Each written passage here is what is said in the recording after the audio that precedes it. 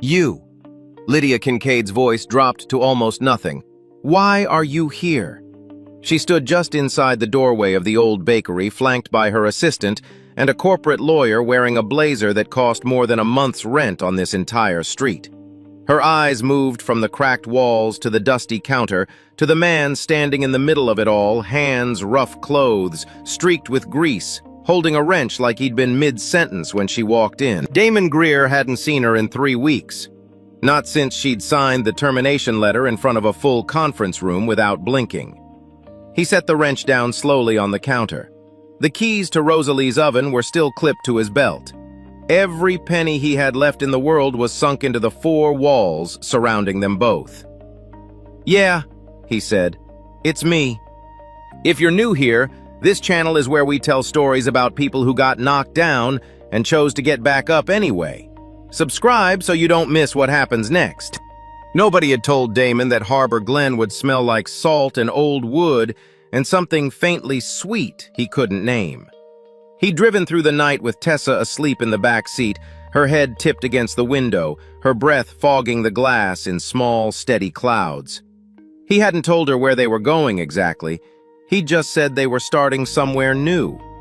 She'd accepted that the way children accept most things, not because they understand, but because they trust the person driving. Rosalie's oven was on the corner of Tide Street, wedged between a hardware store and a shuttered gift shop. The sign above the door was hand-painted. The letters faded to a pale rose color. The apostrophe worn away entirely, so it just read, "Rosalie's Oven," in peeling cursive. Damon stood on the sidewalk the morning he got the keys and looked at it for a long time. The front window had a crack running diagonally across the lower left corner. The flower boxes under the sill were empty. The door stuck when he tried to open it, and he had to put his shoulder into it before it gave. Inside smelled like dust and old sugar and something underneath that something warmer, like bread that hadn't been baked in a long time, but had soaked into the walls deeply enough that it hadn't left yet. Tessa walked in behind him and looked around slowly, taking in the sagging shelves, the wooden counter with its chipped edge, the chalkboard menu still showing prices from years ago. She turned a full circle, arms slightly out at her sides, and then looked at her father. "Dad," she said, "this place looks like a haunted house." Damon crouched down, looked at her seriously, and said, "Then we'll just have to deal with the ghosts." She thought about that for a moment and then nodded like it was a reasonable plan. That was the first time he'd smiled in 3 weeks. He spent the first 2 days making a list. Leaking pipe behind the left wall. Oven heating element burned out on one side. 3 floorboards near the back kitchen that flexed dangerously underfoot. Electrical panel that hummed at a frequency slightly too high for comfort. Windows that let in a draft through gaps in the frame. It was more than he'd expected. It was also less than it could have been. And Damon had learned the hard way to find the floor of things before deciding whether he could stand on it. He'd spent 9 years at Kincaid Foods as a quality control manager. 9 years of documentation of safety reports, filed in triplicate of pushing back on timelines when an ingredient batch didn't clear inspection.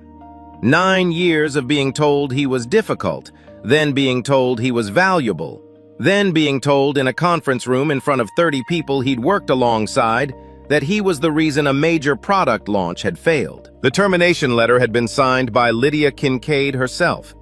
She hadn't looked at him when she slid it across the table. He hadn't cried in front of Tessa then. He hadn't cried at all, actually. He'd driven home, made dinner, helped her with her spelling words, and sat in the kitchen after she fell asleep until 2 in the morning looking at the wall. The next 3 weeks had been applications and rejections, and a recruiter who'd called him back once then stopped returning messages. Word had traveled. It always did. Buying Rosalie's oven had not been a carefully reasoned decision. It had been the only one left. He was on his back under the sink on the 3rd morning, working at a corroded joint in the pipe, when he heard the front door open.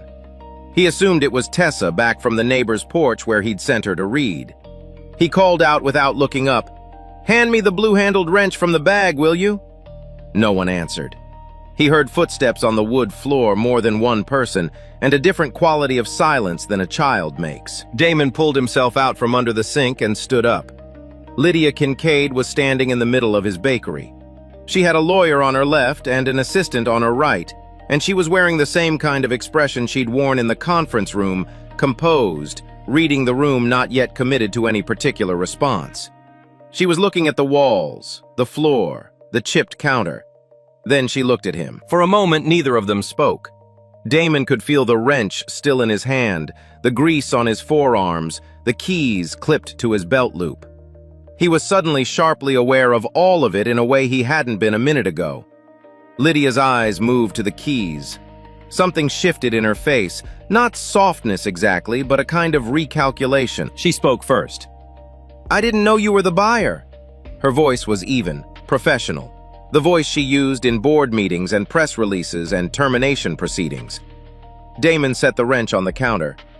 "Apparently not," he said. Her lawyer stepped forward and explained with practiced efficiency that Kincaid Foods had been in preliminary discussions with the previous estate about acquiring the Tide Street properties as part of a coastal retail expansion. The paperwork hadn't been finalized, but the company had an expressed interest in this building specifically, and if Damon hadn't been aware of that when he purchased, there were options worth discussing. Fair market offers, relocation assistance, a clean transaction that would let him walk away with a return on his investment. Damon listened to all of it. Then he said, "I'm not selling." Lydia's lawyer started to speak again, and Damon looked at Lydia directly, not the lawyer. "I'm not selling," he repeated. "I'm opening a bakery." Something moved through Lydia's expression, a flicker of something he couldn't read. She'd expected him to negotiate, maybe, or to be grateful for the offer. She hadn't expected him to look at her the way he was looking at her now, not with anger, not with desperation, just with a flatness that said he'd already considered every angle of this and landed somewhere she hadn't anticipated. She said, "Mr. Greer, this building needs significant renovation. The commercial kitchen permits alone will take months. You'd be competing against established coastal businesses with our infrastructure behind them. I'm not saying this to discourage you, I'm saying it because it's a realistic picture." Damon looked around the room slowly at the empty shelves, the faded menu board, the cracked window with afternoon light coming through it in a slanted bar across the floor. Then he looked back at her.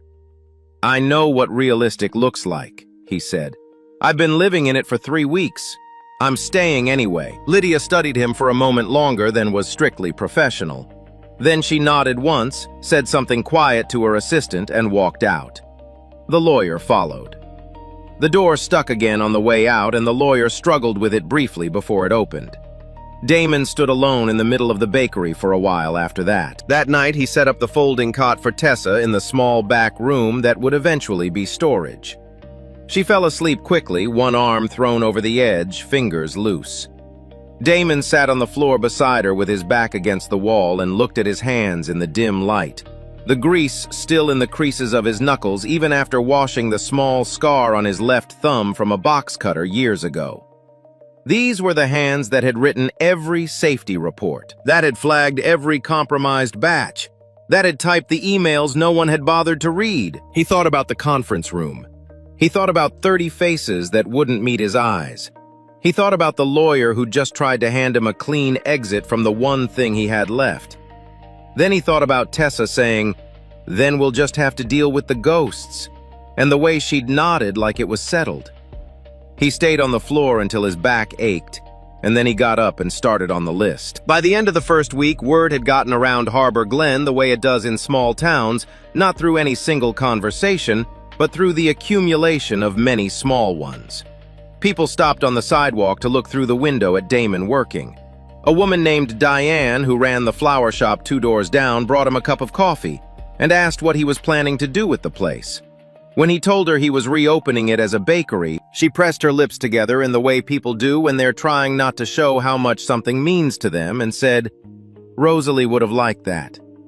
He didn't know who Rosalie was yet, but he filed the name away. Tessa helped after school each day, sitting cross-legged on the counter because the floor was still uneven in places, drawing versions of the menu board in her sketchbook with colored pencils.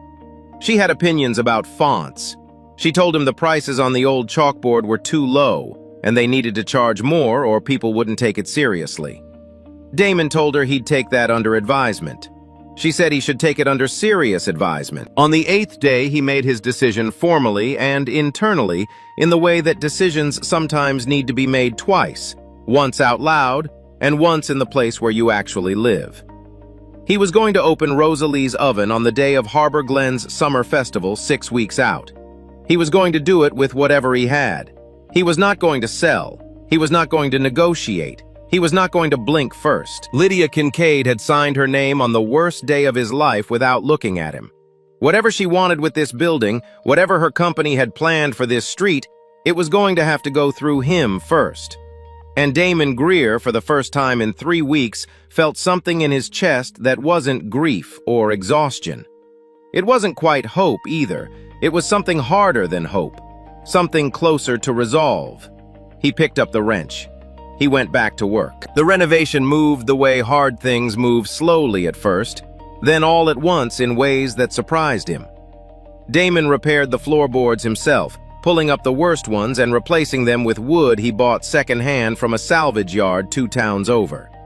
He repainted the walls a warm cream color that Tessa selected after holding up 7 paint swatches against the afternoon light and ruling out each one with the seriousness of a judge. He cleaned the front window with vinegar and old newspaper until the crack in the lower corner was the only thing left imperfect about it, and then he decided to leave the crack. Some things you kept the way they were. Tessa updated the chalkboard menu each evening after homework, her handwriting rounder and more confident than it had any right to be for a 7-year-old. She'd started adding small illustrations beside each item. A curl of steam above the coffee, a lopsided star beside the lemon rolls. Damon watched her do it one evening from the kitchen doorway and thought that whatever else was uncertain about this place, whatever else was still broken, this part was right. Lydia Kincaid kept coming back to Harbor Glen. She wasn't there every day, but often enough that Damon started to feel her presence the way you feel a weather system moving in a particular quality to the air before you actually see the clouds. Her car would appear on Tide Street. Her assistant would be seen going in and out of the building next door, which housed a small accounting firm connected to the property negotiations. Lydia herself walked the street in the late afternoon on more than one occasion, and once Damon looked up from replacing a hinge on the front door and found her standing on the opposite sidewalk, not looking at him exactly, but not looking either. He didn't engage. He went back to the hinge. One afternoon, she came into the bakery directly, without the lawyer this time. She told Damon that Kincaid Foods architects had drawn up preliminary plans for the block and that Rosalie's Oven sat at what they were calling the anchor corner, the most visible point in the proposed development. She said this with considered neutrality, like she was delivering information rather than making an argument. Damon told her he wasn't interested in the plans. Lydia said he didn't have to be interested, he just needed to understand the situation. Damon said he understood it fine and went back to sanding the counter edge. He expected her to leave. Instead, she looked around the room slowly the way she had the first day. She said without any particular inflection, "You're doing this yourself." It wasn't quite a question. Damon said yes. She said, "All of it." He said, "Most of it." She nodded once and left. That was the version of Lydia he understood. Precise, controlled, always angling. What he didn't know how to account for was what he glimpsed on a Thursday afternoon when he came around from the back alley and found Tessa sitting alone on the front step with a book open in her lap, not reading it, just staring down Tide Street. Lydia was walking past and had stopped a few feet away. She didn't say anything to Tessa. She just stood there for a moment, looking at a 7-year-old who was clearly waiting for her father and trying not to look like she was. Then Lydia walked on, but Damon had seen her face in the half-second before she turned, and it wasn't the face she wore in negotiations. Meanwhile, behind closed doors at the Kincaid Foods regional office, a man named Brent Mallory was watching the situation in Harbor Glen with the focused attention of someone who had a great deal to lose. Brent was the company's chief operating officer, efficient, well-connected, and careful in the way that people are careful when they've arranged things to their advantage and need them to stay arranged. He'd been the one who built the case against Damon. He'd been the one who'd framed a compromised ingredient batch as an act of sabotage rather than a failure of oversight, And he'd chosen Damon as the explanation because Damon was the kind of person a board would believe guilty of disruption. Outspoken, principled, inconveniently correct too often for comfort. Brent had heard that Lydia was spending time in Harbor Glen beyond what the property acquisition required. He'd also heard through the kind of informal channels that corporate environments run on that she'd requested an internal documentation review. He didn't know exactly what she was looking for, but he knew what was there to be found, which amounted to the same problem. He called Lydia twice that week. She didn't pick up. He left one message. "The acquisition needs to close by end of month. Don't make this complicated." Then he started making his own calls. The trouble for Damon came quietly the way it usually did. Gary, his flour and sugar supplier 2 counties over, called to say he'd need full payment up front before he could send the first delivery. He'd heard things Gary said. He wasn't saying he believed them, but business was business. A second supplier said the same thing worded differently. A third didn't call back at all. The internet had a long memory and no interest in nuance. The original story, a quality control manager terminated following a product sabotage investigation at Kincaid Foods, had been picked up by 2 industry blogs and a regional business newsletter. None of them had published a follow-up when nothing came of the investigation because nothing coming of something wasn't a story. A few people in Harbor Glen had read it. Damon could tell by the way certain conversations shifted when he walked into the hardware store, the particular careful politeness that meant someone was working around something they'd decided not to bring up. Diane from the flower shop didn't do that. She brought him coffee again in the second week and told him flat out that she'd read the article and she'd also read every review Rosalie's Oven had ever received online, and that she'd decided those 2 things together told her what she needed to know. Damon thanked her. She waved it off and asked if he needed anyone to help hang the new menu board. It was in the 3rd week that Damon found the tin box. He'd been clearing out the storage area behind the kitchen when he moved a shelf unit and found a flat tin box wedged between the wall and the baseboard. Inside were index cards covered in handwriting so small and exact it looked almost typeset recipes, each one titled and dated, some going back 40 years. Apple crumble, honey cinnamon rolls, brown butter bread, lemon rolls, with a note at the bottom that read, "Don't skip the zest, it's the whole point." Underneath the recipe cards was an unsealed envelope addressed to no one. Damon read it. It was a letter from Rosalie Finch explaining that she'd been approached again about selling the building and that she was writing this down because she wanted to remember why she'd said no. She wrote that the bakery was the place where the elementary school teacher came every morning before class, and where the woman down the street who'd lost her husband sat at the corner table on Saturdays because she didn't like being home alone. She wrote, "Some buildings are worth more standing than sold." Damon read the letter twice. Then he put it back in the tin and set the tin on the shelf above the oven, where he could see it from anywhere in the kitchen. He decided the opening menu would use Rosalie's recipes exactly as written. The first test bake was a disaster. He'd adjusted the oven temperature to compensate for the repaired heating element, but had overcorrected, and by the time the smell shifted from warm to wrong, the lemon rolls were already past saving. The smoke alarm went off with the particular shrieking urgency of alarms that have been waiting a long time for a reason. Damon grabbed a dish towel and was still waving smoke away from the sensor when he heard the front door. Lydia walked in and took in the scene. The blackened pan, the smoke drifting near the ceiling, Damon with flour on his jaw and didn't speak immediately. She came a few steps into the kitchen, far enough to see the tin box on the shelf and the index cards spread across the counter. Tessa appeared from the back room at a run, grabbed her father's arm, and looked at the burnt pan with the gravity of someone assessing a situation. "Dad," she said firmly, "don't quit. Miss Rosalie probably burned stuff too." Damon said, "Probably." Tessa seemed satisfied with that. Then she noticed Lydia standing in the doorway and looked at her with the straightforward curiosity of a child who hasn't learned to disguise it. "Do you know how to fix an oven?" Tessa asked. Lydia said she didn't. Tessa accepted that and turned back to her father to work through what had gone wrong with the temperature. Lydia stood in the doorway and watched the father and daughter bent over the ruined pan, talking through it together like a problem to solve rather than a failure to mourn. Something in her expressions shifted. Not dramatically, just a quiet movement behind the eyes, the kind that happens when something you've been not thinking about surfaces without permission. She was still standing there when the shelf unit on the side wall tilted forward. It happened fast. Tessa was directly below it. Lydia moved before she'd consciously decided to crossing the kitchen in 3 steps and pulling Tessa back by the shoulder just as the shelf caught on its lower mount and stopped short of falling. A jar of vanilla extract knocked to the floor but didn't break. The edge of the shelf had caught Lydia's palm on the way, leaving a thin red line across it. Tessa looked at the scrape with the gravity of a person who takes injuries seriously. She disappeared into the back room and returned with a small first aid kit, the kind with cartoon bandages, and selected one in the shape of a star without asking.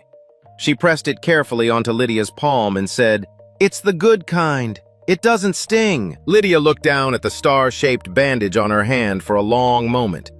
Damon from across the kitchen watched her face, really watched it, and saw a woman who was not accustomed to being taken care of by anyone, let alone a 7-year-old with a cartoon first aid kit. The composure was still there, but it was sitting differently on her now, like something worn over a thing that was softer underneath. He didn't say anything to her about it, but the wall he'd been building since the day she walked into his bakery developed in that moment, a crack smaller than the one in the front window and just as hard to ignore. Lydia didn't tell anyone what she was looking for when she requested the internal audit. She framed it as routine, a procedural review of the quality control documentation from the product launch quarter. Her assistant scheduled it without asking questions. The compliance team pulled the files without asking questions either. That was the thing about being a CEO. People stopped asking questions, which was useful right up until it became dangerous. She started reading on a Tuesday evening in her hotel room in Harbor Glen, the files spread across the small desk by the window. She told herself she was doing this because it was good governance, because if Brent had falsified anything she needed to know for the company's sake. She told herself all of that carefully and thoroughly, the way you tell yourself things when you already know the real reason and aren't ready to say it yet. The first anomaly was small. A signature on a supplier verification form. Damon's name, his employee number, but the handwriting didn't match the samples in his personnel file. She almost moved past it. She didn't. She pulled the original batch approval chain and found a gap. An email thread that should have had 6 messages had 4. The metadata showed 2 deletions, both on the same afternoon, both routed through Brent Mallory's administrative access. She kept reading.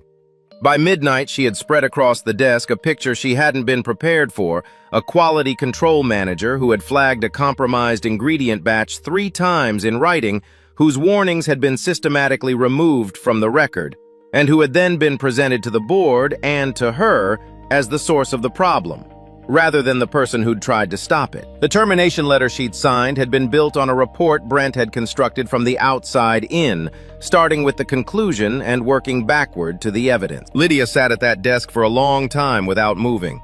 She thought about the conference room.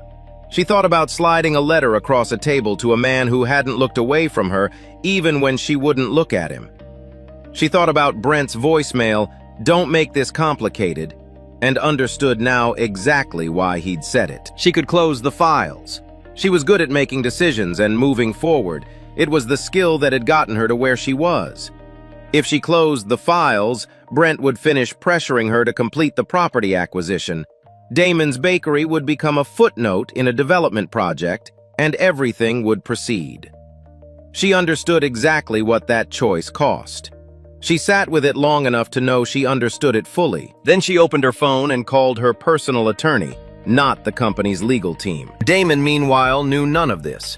What he knew was that 4 weeks before the summer festival, his permit trouble arrived without warning. He came back from a supply run one morning to find a formal notice taped to the bakery door, a suspension of his renovation permit, citing an anonymous complaint about unpermitted structural modifications.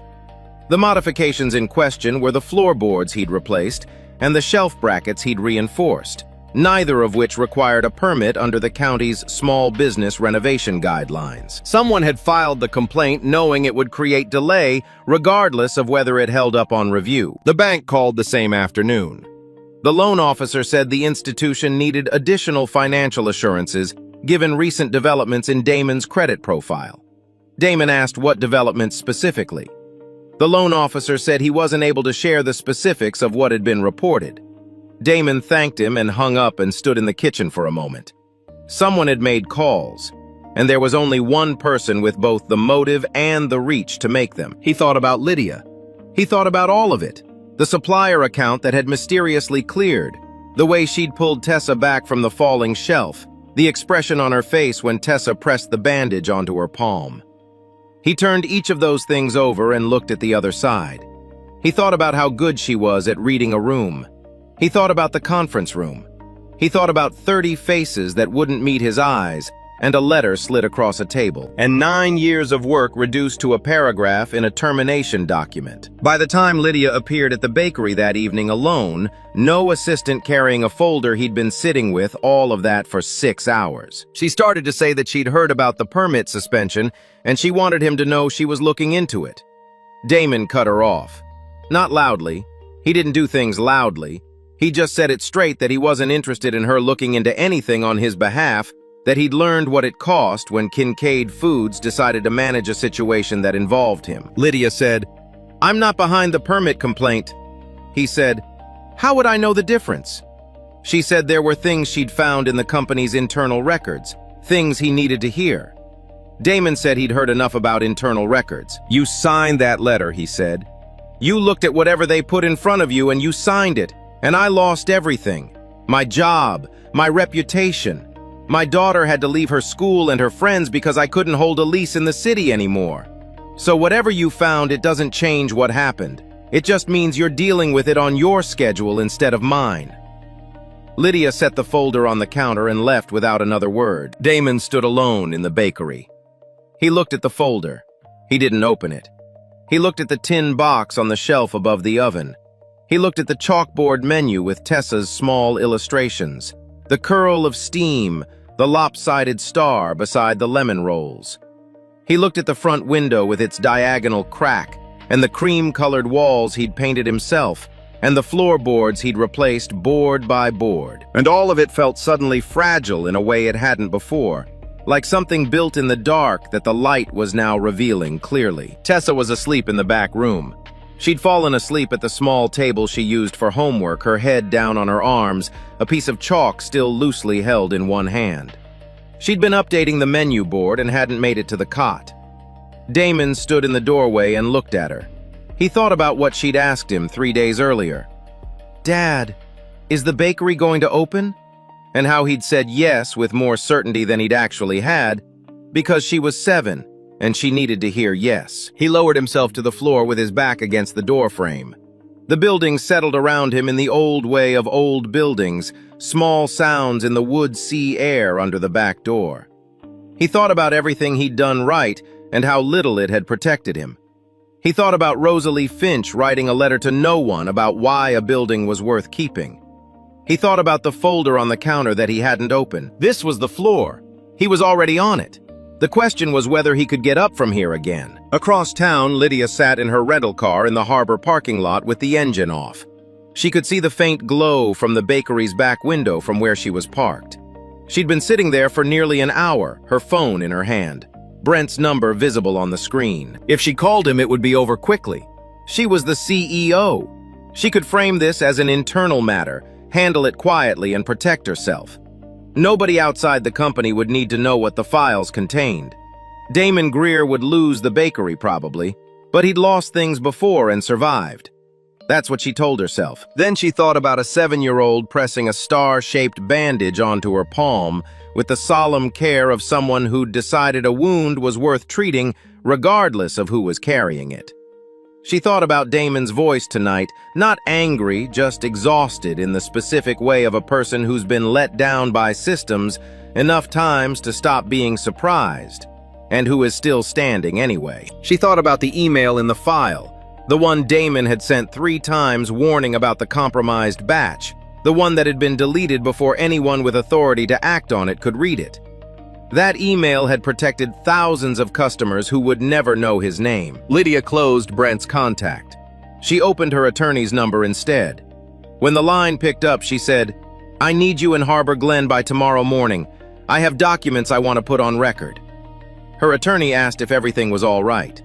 Lydia looked at the light in the bakery window and said, "Not yet, but it will be." The morning of the summer festival arrived the way mornings do in coastal towns, gently with light that came in sideways off the water and made everything look like it was worth keeping. Damon had been awake since 4. He stood in the kitchen of Rosalie's oven with the oven preheating and Rosalie's index cards lined up on the counter, each one propped against a jar or a tin so he could read it without picking it up. Brown butter bread first, then honey cinnamon rolls, then the lemon rolls, which he'd practiced 6 times over the past 2 weeks and gotten right on the 5th. He'd almost called it off 3 days ago. The permit had been reinstated on a Wednesday, quietly, without explanation. The suspension simply withdrawn by the anonymous complainant. The bank had called Thursday morning to say the hold on his account had been lifted, and that someone from the county assessor's office had submitted documentation clarifying the renovation scope. Damon hadn't submitted that documentation himself. He'd understood without being told that something had shifted somewhere above him. He didn't know the details yet. He wasn't sure he was ready to. What he knew was that Tessa had come into the kitchen that Thursday morning and found him standing at the counter with his hands flat on the surface looking at nothing. She'd stood beside him quietly for a moment and then she'd said, "Dad, we already painted the walls." He'd looked at her. She'd looked back at him with the particular expression she got when she felt a point had been made and required no elaboration. He'd started on the bread dough 20 minutes later. Lydia's meeting with the board had happened behind closed doors on a Tuesday, 3 days before the festival. She'd brought her personal attorney and a printed copy of every document she'd pulled from the internal review. She'd laid it out the way she'd learned to present things over 15 years in boardrooms, clearly in sequence, without editorializing.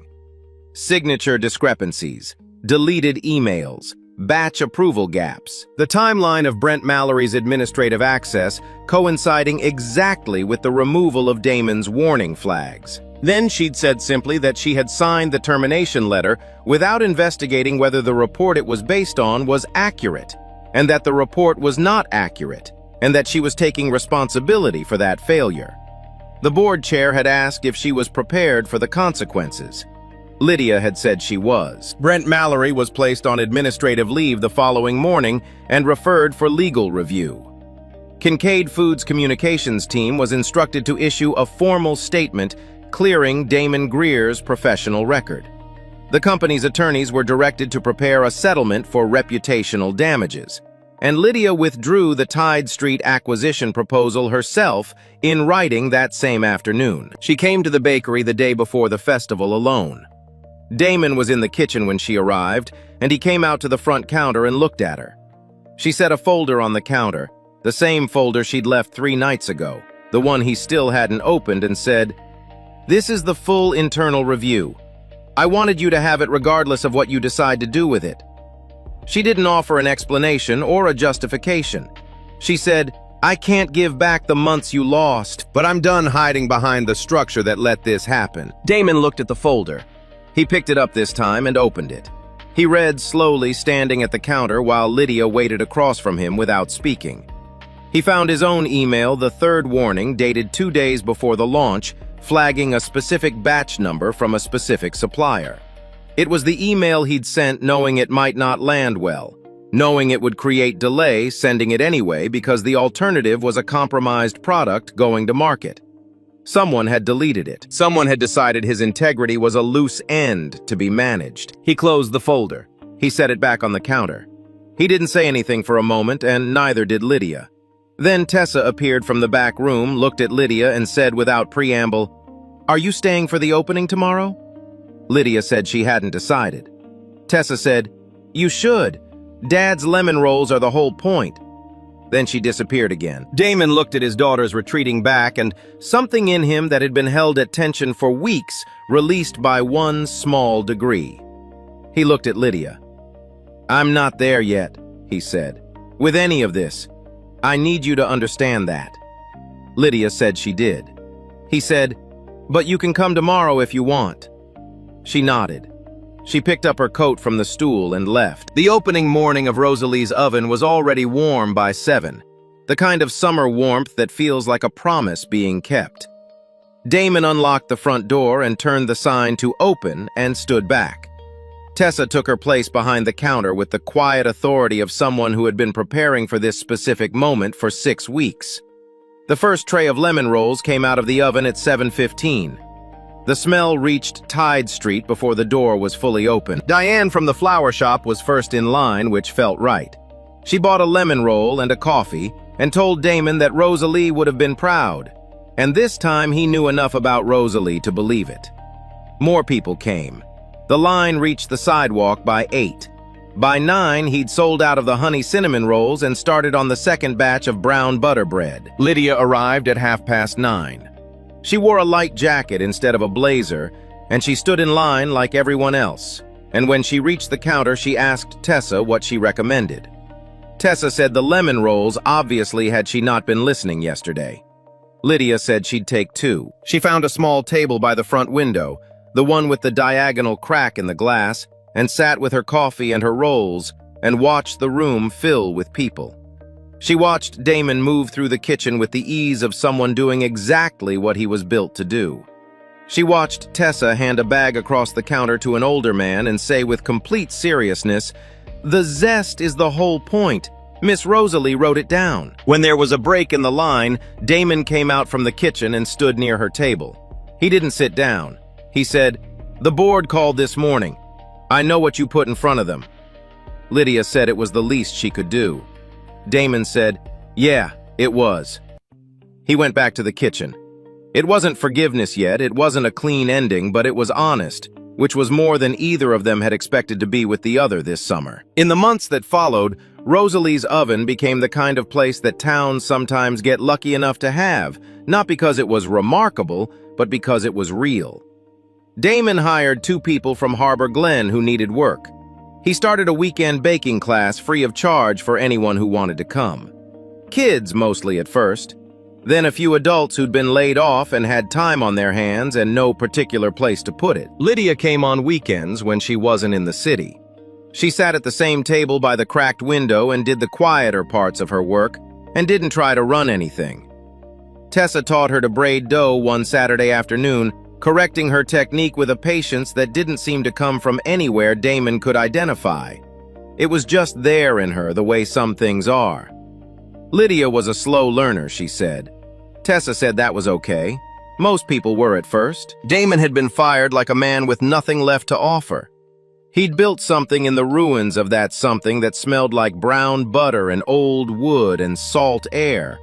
Something with a crack in the front window and a tin box of recipes above the stove, and a 7-year-old behind the counter who knew the whole point was the zest. A person's dignity doesn't live in a job title. It doesn't live in a performance review or a termination letter or someone else's signature on a decision made without enough information. It lives in what you build when those things are taken from you, in the work you do at 4 in the morning when nobody's watching, in the way you answer your daughter when she asks if things are going to be okay. Damon Greer had told her yes. And eventually, it was. If this story stayed with you, if you've ever been underestimated, let go, or had to start over from scratch, you're exactly the kind of person we make these stories for. Subscribe to the channel, and we'll keep bringing you stories about people who chose to keep going. You don't want to miss what's coming next.